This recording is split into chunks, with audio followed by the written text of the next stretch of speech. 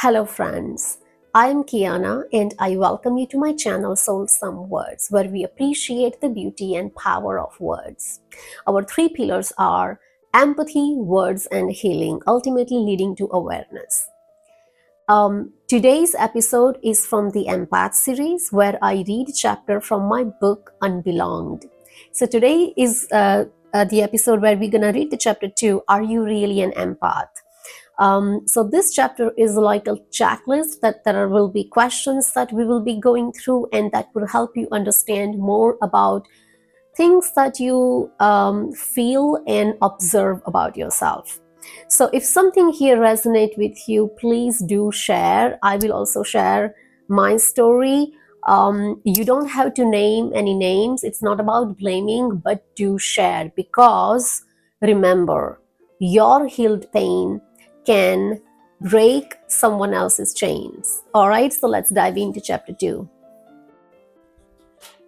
So from the book Unbelonged, chapter 2, Making Sure, is a reflection. Are you really an empath? So we start with this beautiful quote. The best way to start a journey you think it's yours is to make sure that it is really yours. And this quote is by yours truly. Before we go further, let's pause. Do you truly know who you are? The following questions may help you recognize whether you carry empathic tendencies or not. The more times you answer yes, the more likely that you do. So let's go to the part 1. And first, let's see how your body and emotions respond. So this is section 1, the sensitivity and body signals. So this is what we're going to check here. So what is about your body and emotions? Have you been labeled too sensitive or too emotional since childhood? And has that affected you deeply? Do you sometimes feel heaviness in your heart for no apparent reason? After meeting certain people, do you suddenly feel anxious or down, even if you were just fine before meeting them? Do you sometimes cry without knowing as a release of emotional overload? You really don't know why, but you feel like that you need to cry out simply, just as that. Do you experience emotional or social hangovers? What it is that where others' intense energy lingers long after an event. Family get together, lots of friends getting together, or the work colleagues getting together, and a lot of discussions happening, and you just don't know people, but just normal, bigger events. Do you experience recurring elements like skin eruptions, stomach issues, etc.? That flare up when you are around certain people or when you remember certain past events that have deeply hurt you. So everybody has different reactions. Your body reacts differently. So with me, there's always skin rashes. So I don't know what you feel, if there is something that you remembering that happened and it kind of triggers you and that flares up. So do share. Mine is like I mentioned, is a really rashes, and I have to use cream, antihistamine or hydrocortisone cream to help with that. And you notice that when you are thinking some things or when you are around certain situations or people, that gets worse. Do you struggle with unusual sleep patterns, sometimes waking up with heavy emotions? Suddenly, nothing has happened in your day-to-day life, everything is just fine, but something just you pick up when you're sleeping and you wake up and it's just so heaviness that it doesn't shift.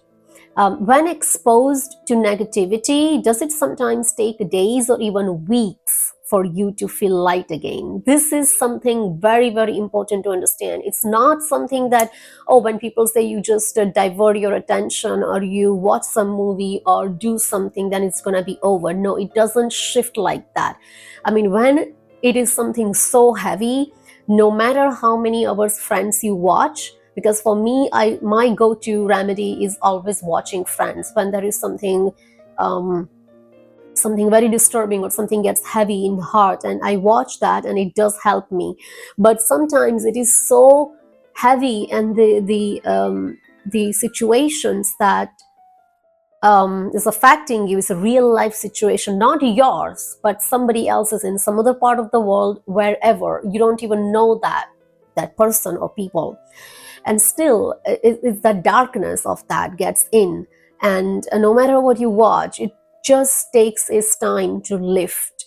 Sometimes it takes 1 day, 2 days, sometimes it can take 3 days. For me, it has gone up to a really, really very strong dark event. It has not happening to me, but heard and observed and read about it. It has gone up to week, that you really cannot shift that, and you try to, but it doesn't leave that grip.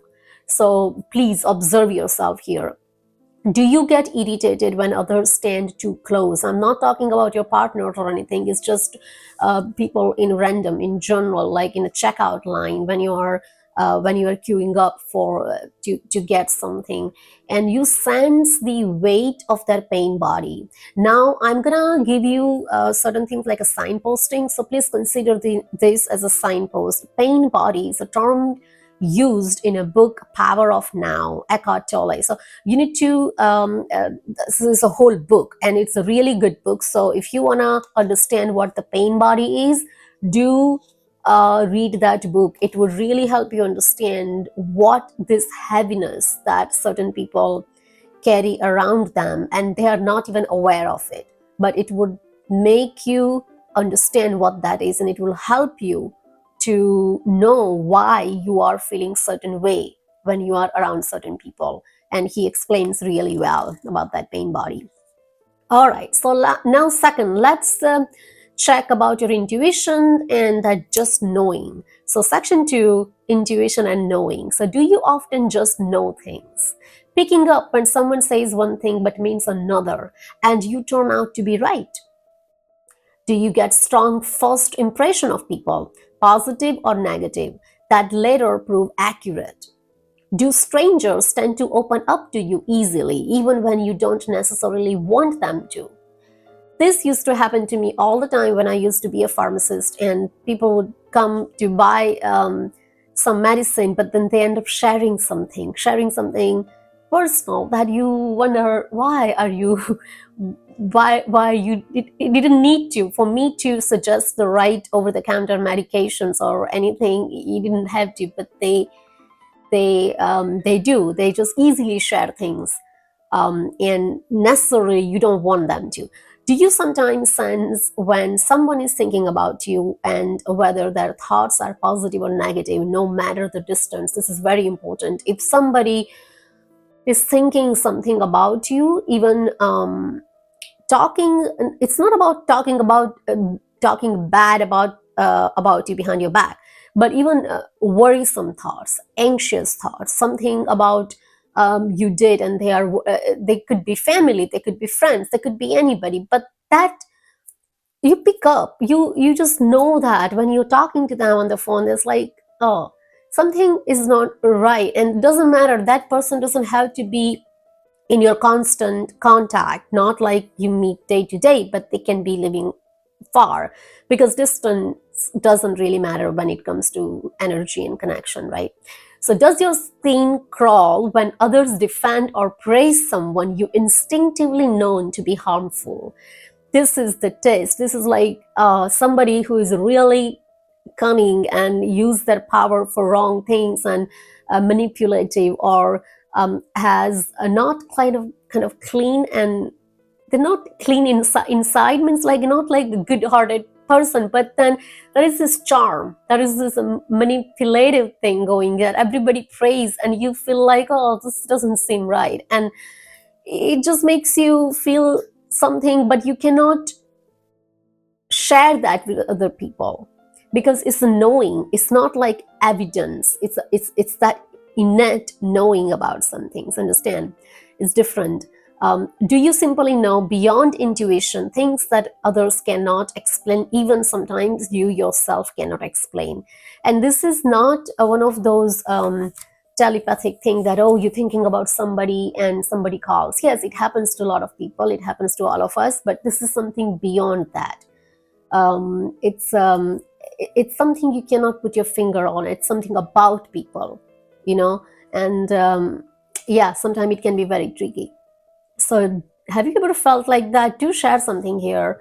I do. And most of the time, I mean, most of the time, I mean, you need to figure out, how does your body tell you, what are your signs. For me, heaviness in the heart. This is my story, that when there is something is not gonna go ahead, or there is something is not gonna happen, there is this back and forth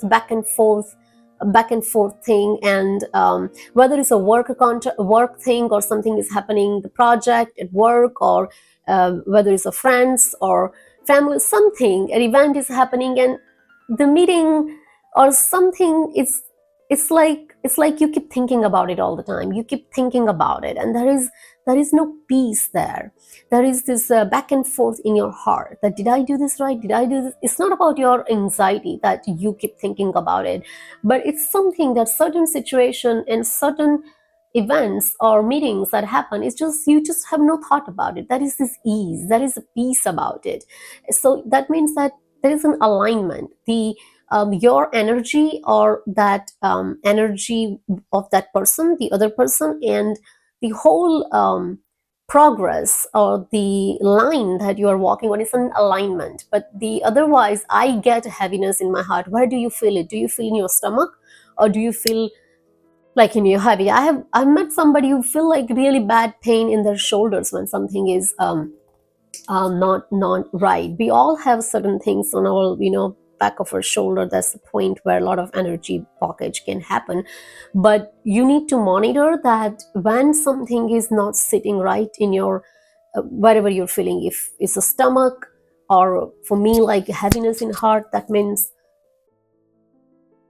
listen, pause, and wait. Okay, so that is about section 2, intuition and knowing. Now, third, how people and environments affect your energy. So let's go to section 3, social energy and solitude. Do you prefer small and quiet gatherings over crowds? Yes. Do you feel the need to be alone after social events in order to recharge? Yes, you have to recharge in solitude. Do you crave daily solitude, even if just a few hours to yourself? Do you often hold back from sharing experiences with family or friends because you sense they won't understand and you are usually right? Yes. Do you repeatedly experience the same emotions around certain people, feeling anxious, restless around a particular friend or a family member? It just doesn't gel there. Okay. Have you noticed a pattern of attracting narcissistic or toxic people into your life, often leaving you hurt or doubting yourself? And that can lead to lower self-esteem. We're going to talk a lot about this equation, about the empath and narcissistic people, and how toxic people can mess you up or mess your head up. And sometimes they are unaware, sometimes they are aware. Doesn't matter they are aware or not aware. Important thing here, we are learning that we need to be aware. So there you go. This is all it's about. Is ultimately, this whole thing is about awareness.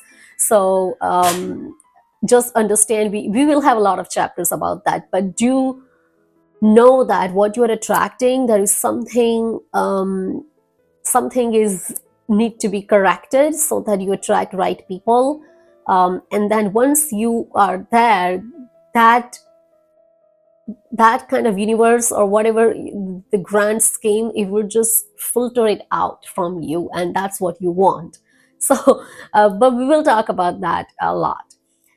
Do you persistently wonder why you were treated poorly despite being kind? Often this begins in the childhood with a toxic parent or parents, and more on this later. We have a whole chapter about toxic parenting and toxic mother and toxic father, and a lot of family dynamics. So yes, we're gonna come to that later, but it can often start in childhood, and a lot of things start in childhood. And I'm not saying that, okay, like Freud, that everything just happens when you are, and yet okay, it happened, but then at some point, well, we have to wake up and parent ourselves.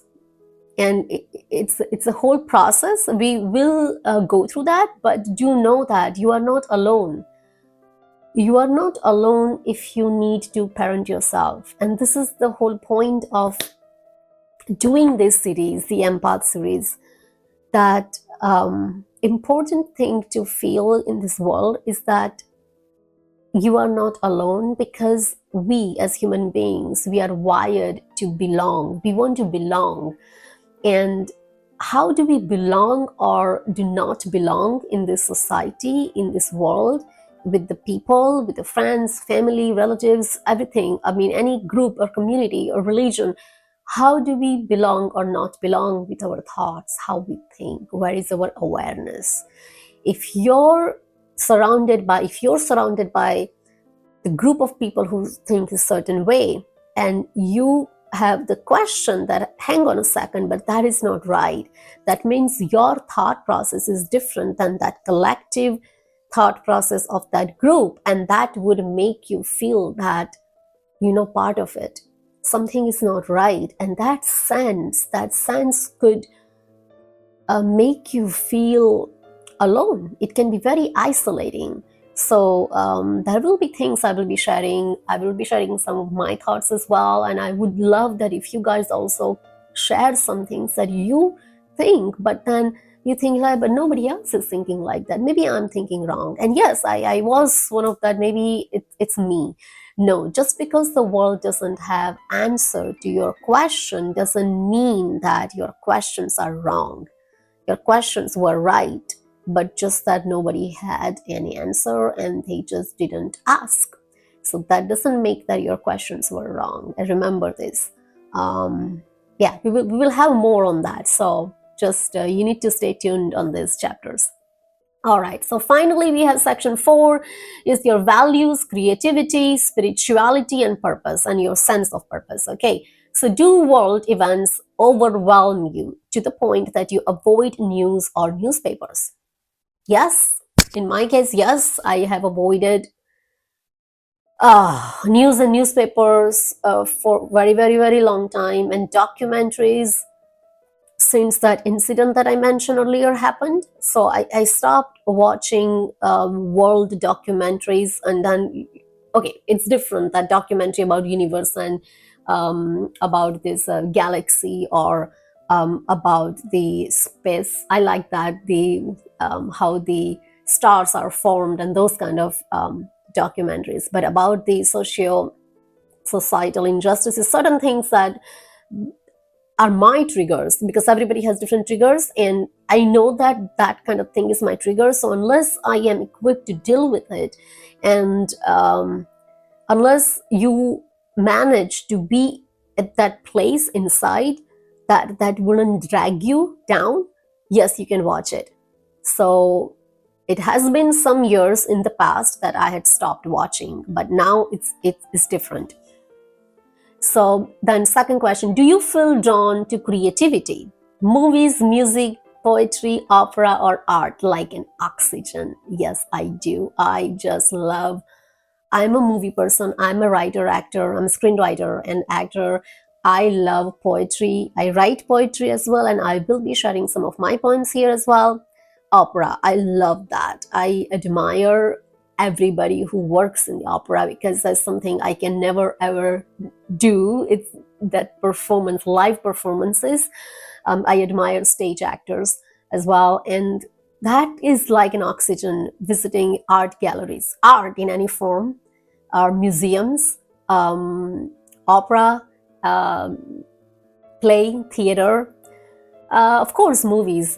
I'm a movieholic. So yeah, anything creative, reading, books, writing, all that. So that is like an oxygen for you. Do you often think about unjust social norms and people without a voice? Unjust social norms and people without a voice.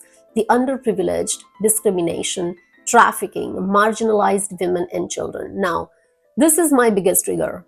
I I don't know what are your triggers, but this used to, and still this is the trigger, this is the big one. And why do we feel as an empath? It's just that you pick that energy, you pick that darkness when this kind of things is happening, but you are helpless, because the point is that you understand it shouldn't, but you cannot directly do anything about it. It's something like, it's like not being able to do anything for those people. uh, and it's not about that you're pitying or you are, it's so hard to explain that, and it all goes back to this light and darkness. And for example, you watch this news on TV about this people in Afghanistan, and how these women are now, that they have, how they categorized it. It's hard. I mean, we're gonna talk about it later. It's hard to process. It's hard to watch. It's hard to even read. It's not easy. But this is where you feel so much heavier in your heart, but really helpless, because what can you directly do to affect them? It's just that the people who are against them are their own people. Their own man is doing that to their women, right? So it's a very, very sad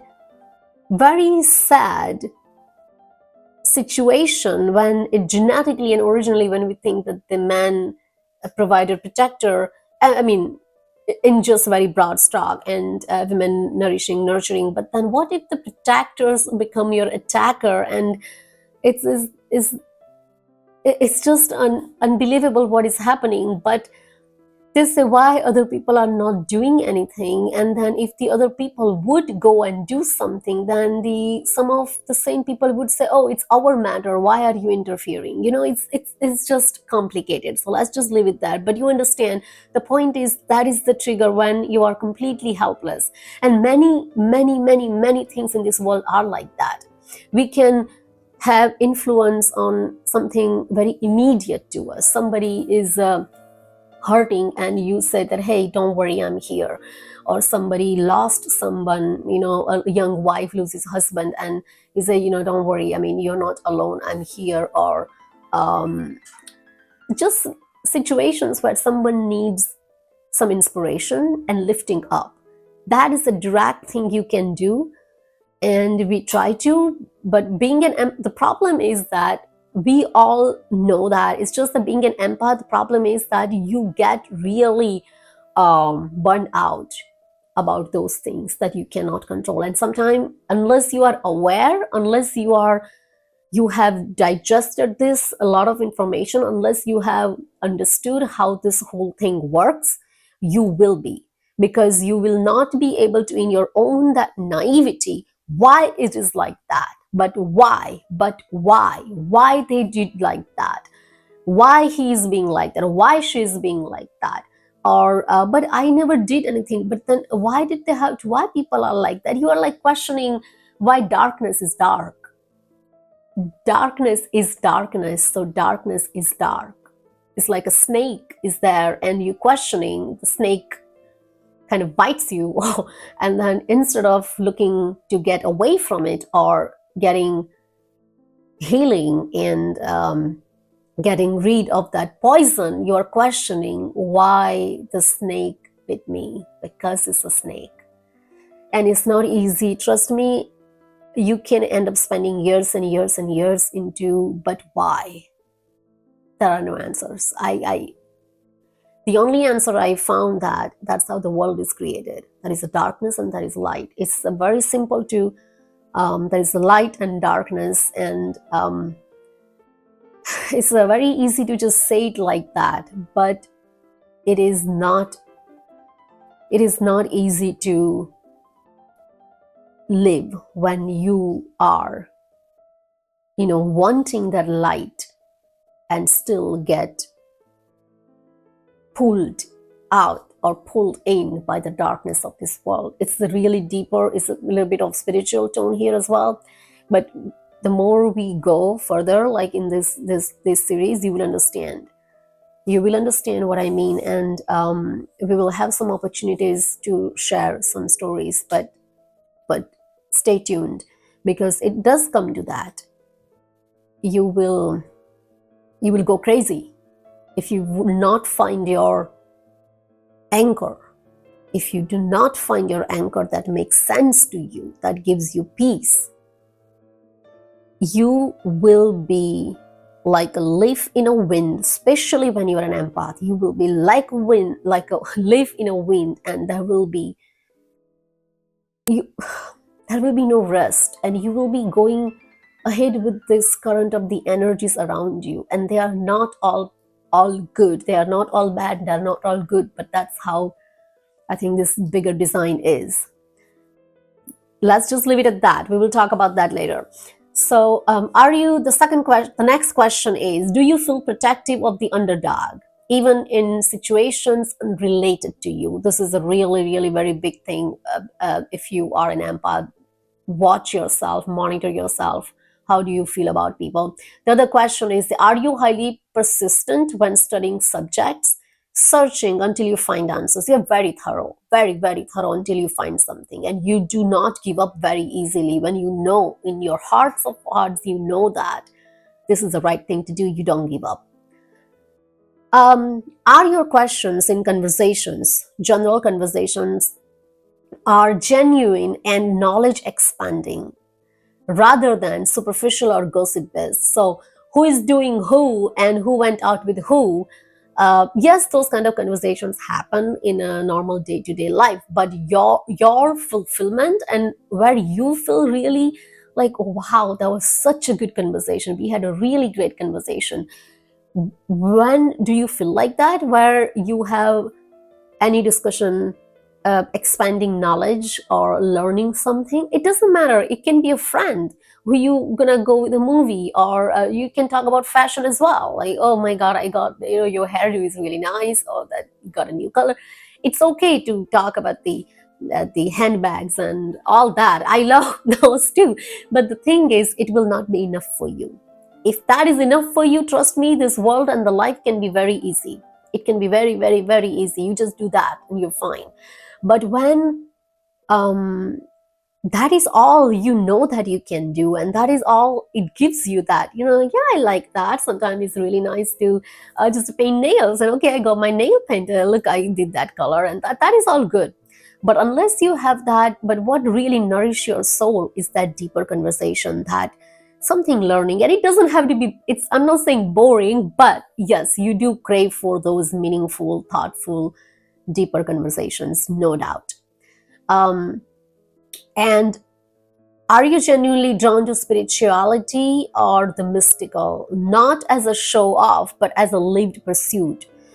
This is not to, okay, yeah, everybody is doing this new age thing or this, that I'm going to follow that. You want to know that. And if it doesn't work with you, if it doesn't gel with you because your head is working just fine, you're not going to follow that. If you will have questions, solid questions, and if those questions are not answered and you do not find any fulfillment or any peace with those, whatever it's there, whatever you find while you research, you're not going to follow that just because everybody around you following that. You're going to be out. So that means something doesn't hold you just for like the way it looks or the way it comes across. It doesn't hold you. Doesn't matter how fancy it looks. It has to have substance to it. Remember, substance. So do you carry a strong moral compass, feeling deeply unsettled by dishonesty or injustice? Injustice, yes. I mean, when you say injustice and dishonesty, this is in general, like the things that happen, the wrong things happen, and you feel that something stirs within you. We already talked about that. The next question is that, do you often break rules? Not for rebellion, but because you are a rebel with a cause. Just like I said earlier, that if you're gonna search things deeply, and if that doesn't gel with you, if it doesn't make sense to you, if it doesn't give you any reasonable explanation, you're going to be out of it. You cannot fake it. You can't fake it, and you cannot fake it just for sake of what? So you just, and it's much better. It will be very, very, very hard because it is not easy. This is all, again, it all comes back to the sense of belonging.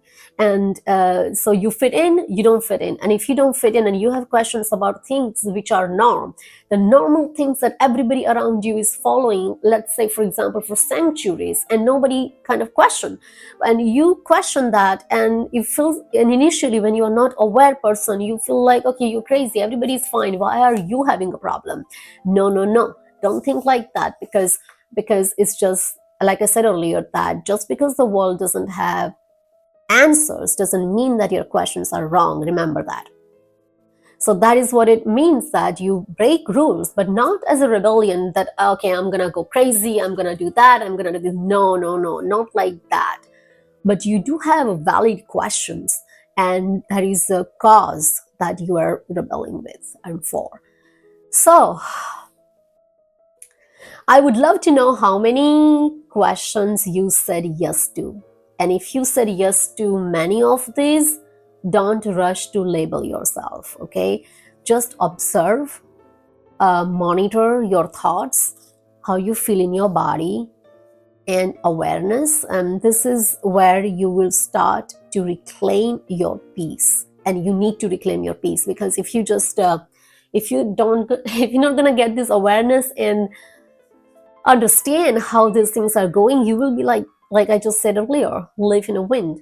Okay, so it's okay to have many of yeses here, but still we have many more chapters to go, and you will understand more and more. So it's okay. Just take a deep breath, and if this list felt like somebody finally described you, I am so glad that you are here. You are not too much, you are sensitive, okay? And with the right tools, and even more than tools, with awareness and with right understanding, and with somebody telling you that is all okay and you are not alone, with just that awareness, this sensitivity will become strength. But you need to have that awareness, and that is what we're trying to do here. Okay, thank you so much for your time and your energy here. May the words spoken here be a sanctuary for your soul. Keep visiting. This place is always here for you. I will see you in the next episode. Protect your peace and take care of your heart. Kiana here, signing off.